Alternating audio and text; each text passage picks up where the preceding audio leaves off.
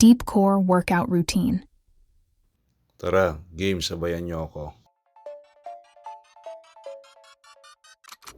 First workout natin, plank press back. So make sure po nakahalo hold or nakasak in yung stomach natin para lumakas yung deep core natin. So gagawa po tayo nito ng 10 times.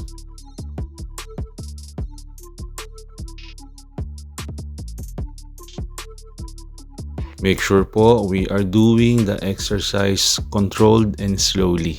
Dun po natin maririp yung benefit ng exercise na to, ng mga deep core exercises natin.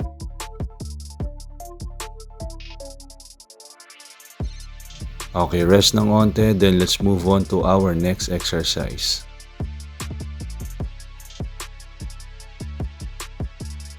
Ang next po natin is hollow crunches. Slow crunches po ito ha, parang hinahatak natin yung katawan natin going upward while vacuuming or pulling our tummy inwards.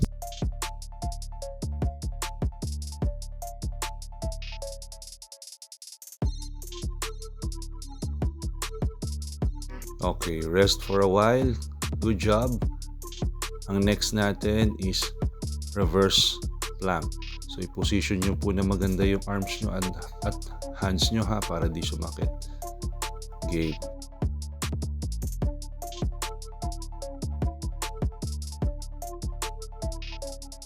Technique po dito is we use our glutes, lower back and inner core para ma-push up yung body natin or yung hips natin upward.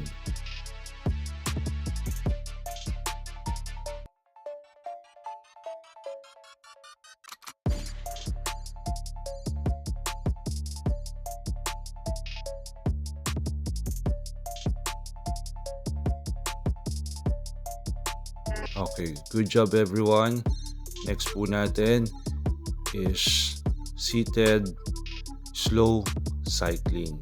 Okay, itong mga exercise po na to, gagawin natin siya ng slow and controlled para po mas ma-hit natin yung deep core natin. Hindi po pwedeng mabilis at explosive yung movements natin. So para po tayo nag-yoga rito, slow and controlled and facing po yung gagawin natin.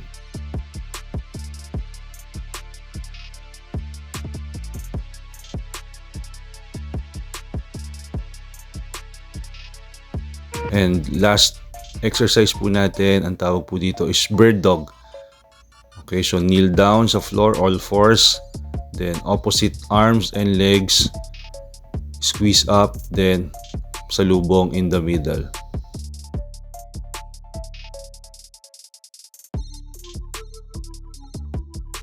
Itong mga exercise po na to, pwede po sa mga CS moms na medyo matagal lang na operahan. And sa mga humina po yung inner core or deep core natin. So after po natin gawin to sa left side, we can do it also on the right side. So make sure po, same repetition para hindi tayo magkaroon ng muscle imbalance.